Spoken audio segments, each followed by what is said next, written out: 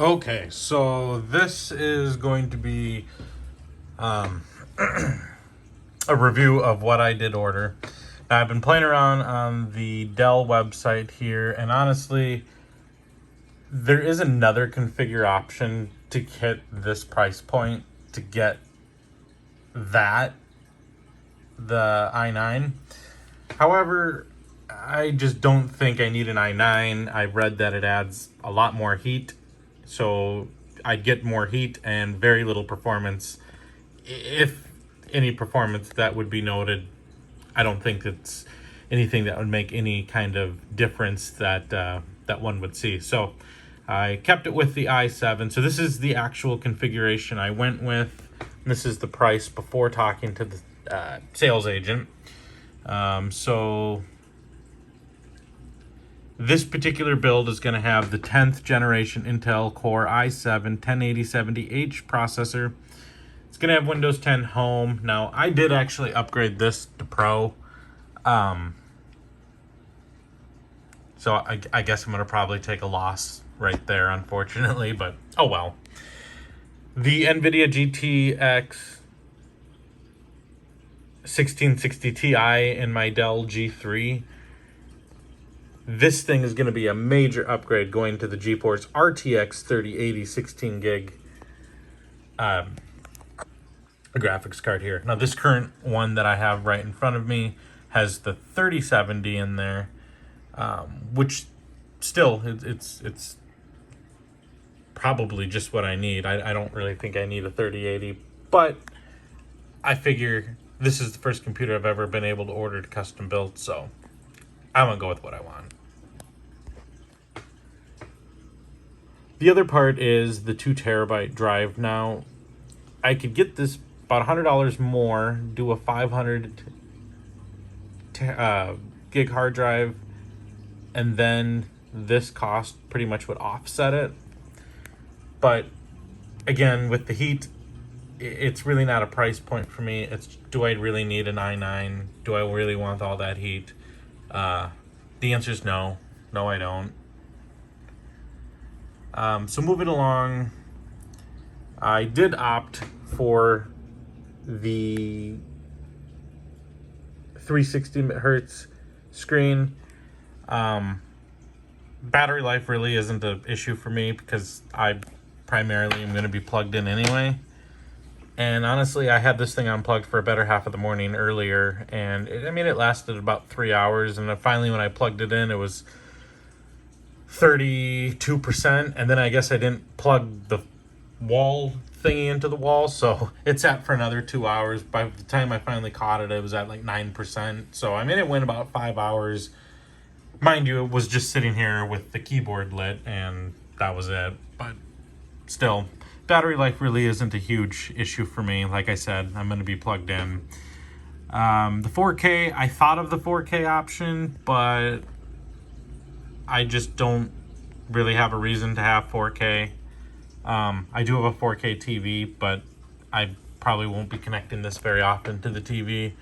And honestly, I read that a lot of games, you would have to lower the settings to about 1080, as most games don't support the 4K resolution. But I think this one is still a better option. Even though Alienware recommends this, I don't think I need a 4K screen. This thing looks amazingly detailed enough as it is. I did go ahead and do the Cherry MX ultra low profile mechanical keyboard. This keyboard's nice. I believe, I haven't really read it up, but this one says you can control individual RGB key. This one I know I can. There's in the Alien Command Center, I can control each individual key color. So I'm assuming that's what this one is. Maybe it's that, but I'm pretty sure it's this one. So going from a mechanical, this thing looks pretty sweet.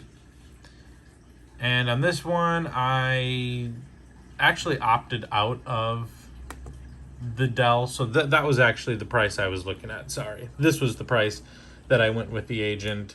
And basically opted out for their basic service. So this was the configuration I went with. I didn't get anything else, no accessories. I don't really need any accessories. And so that was the price I went with. I was going to actually get ready to pay for it, but I just wanted to get his opinion. And I was actually really shocked. The guy was super nice. I explained to him that I got this at Best Buy, has 16 gigs, and he felt that this was more than enough, which I told him it probably is. But like I said in the previous video, I have a Dell G3 that has 32 gigs of RAM. It's considered a budget laptop. I don't want something that costs double the amount of that to not be at the same amount of RAM or something that can be upgraded down the road. And unfortunately, with the soldered memory on board, my only other option would be to find a motherboard that has the 3070 on it with 32 gigs of RAM. Or I suppose I could have done the 3080 with 32 gigs of RAM. But trying to find a motherboard and doing all that, it's just made more sense to return this one and go with this. So that's the price that he, or that I brought it to him. After it was all said and done, this is the price that I paid. So if we take the tax out and we look at it, I actually paid $3,051.80. And this does, he somehow worked in with discounts. He couldn't really find me any discounts on the computer itself because it was new, but he was able to give me premium support, and it actually saved me about 40 bucks. So I'm actually getting the premium support, and out the door with tax and everything, that's the price. So this one at Best Buy cost, with everything out the door, is about $2,400. So this is about $3,260. So still under $1,000 difference. I mean, if we're not looking at taxes, this computer is about $1,020 more than what it was advertised on Best Buy for this particular one. But I'm getting the 3080. This one is going to come with a 330 watt power charger opposed to the 240 that this thing comes with. So honestly, I think this is going to be a better computer. I'd rather, as I told the agent, I'd rather have more RAM than needed than not enough. I was playing Need for Speed Heat last night, and this thing was telling me it was at 82% RAM consumption, which, it was only using about 12 gigs of it. But when you're spending $2,000, I would rather see more RAM and not need it and have it be an overkill than have it be right at that comfort level. And as games progress, my idea with the computer is to own it for the next 5-6 years and still have it be somewhat comparable to play games down the road. The G3, I mean, that plays every game. Red Dead Redemption, it plays. I can't have everything on max settings for most games. Actually, I take that back. Most games can be at max settings. Doom Eternal, Red Dead Redemption, Need for Speed Heat. Those were the three that I had to lower the graphic settings. But with this one, actually, I everything's worked on max. I haven't had to lower anything with this thing. But like I said, I really wanted the 3080. Best Buy didn't have a 3080. They did have an MSI laptop, but the cooling on this thing I think is better. And honestly, I saw the display model, and this thing feels a lot more premium as far as the build quality goes. Yeah, that's pretty much all I got. The estimated delivery date is April 12th is when it will ship. And I'm sorry, the estimated shipping date is April 12th. The delivery date is the 14th.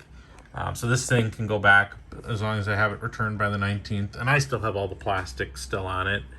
I didn't really leave it on for any particular reason other than I wanted it to keep new. And I still have the box and all the paperwork. Not literally, the only thing I've actually done to this thing is I added my own terabyte hard drive into it, and that's pretty much it.